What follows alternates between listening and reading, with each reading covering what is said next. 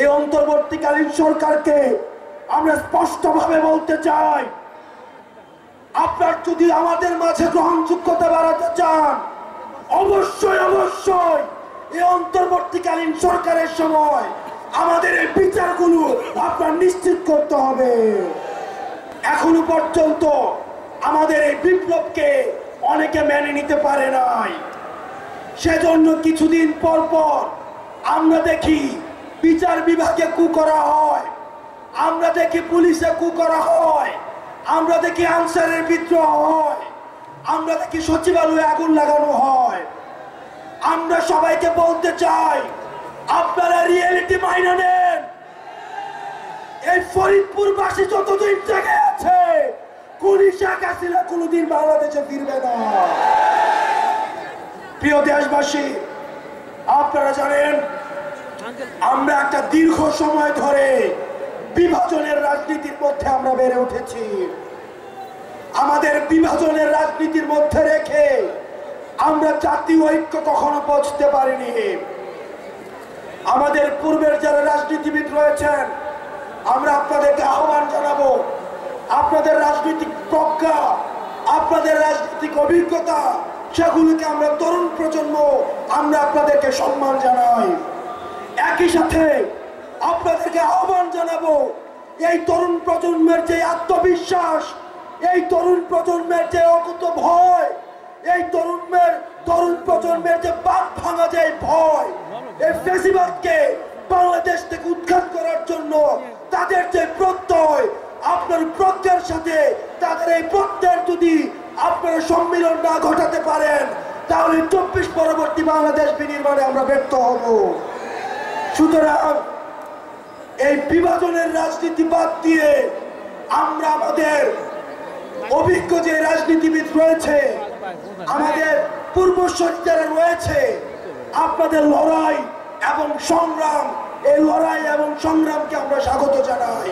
আমরা স্পষ্টভাবে বলতে চাই, 24 পরবর্তী বাংলাদেশে থাকার ক্ষমতায় কে বসবে সেটি দিল্লি থেকে নির্ধারিত হবে না, বরং সীমান্তের মধ্যে জনগণ নির্ধারণ করবে বাংলাদেশের মসনদে কে বসবে।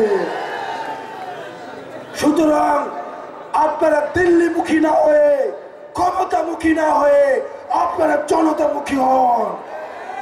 আবার যদি ভারতমুখী হওয়ার প্রবণতা থাকে, জনগণ আপনাদেরকে শেখ হাসিনার সাথে সীমান্তর উপরে উৎখাত করবে। আপনারা জানেন বর্তমানে অন্তর্বর্তীকালীন সরকার বিভিন্ন সময় বলেন সিন্ডিকেট এক হাত বদলে আরেক হাত গিয়েছে।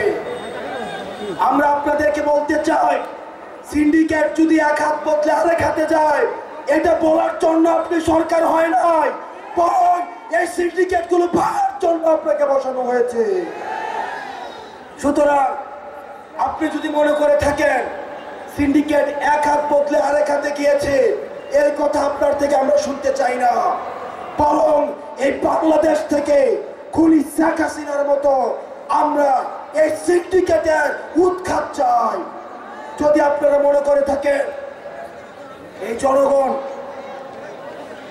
এই দ্রব্যমূল্যের ঊর্ধ্বগতি, দুর্নীতি, সিন্ডিকেট এই বিষয়গুলোকে সহজভাবে নেবেন, আমরা অন্তর্বর্তীকালীন সরকারের কাছে আহ্বান জানাবো, দ্রুততম সময়ের মধ্যে কঠোর হস্তে এই সিন্ডিকেট এবং বাজার ব্যবস্থা নিয়ন্ত্রণ করুন।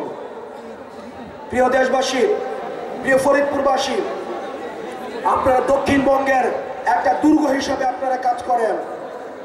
এতদিন পর্যন্ত ধরে নেওয়া হতো ফরিদপুর হচ্ছে আওয়ামী লীগের ঘাঁটি, কিন্তু আমরা দেখেছি ফরিদপুর হচ্ছে অন্যায়ের প্রশ্নে, নীতির প্রশ্নে কখনোই আপোষ করে না। যখনই দেখেছে এই ফ্যাসিবাদ ছেকে বসেছে, তখনই এই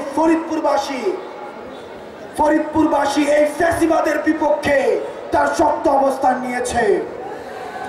আপনারা রক্ত দিয়েছেন, আপনাদের রক্ত ঝরেছে রাস্তায়। আমরা চাই 15 জানুয়ারির মধ্যে এই অন্তর্বর্তীকালীন সরকার আপনাদের রক্তের স্বীকৃতি দিক। এই 15 জানুয়ারির মধ্যে এই অন্তর্বর্তীকালীন সরকার খুনি হাসিনার বিচারের স্পষ্ট একটি বার্তা দিক।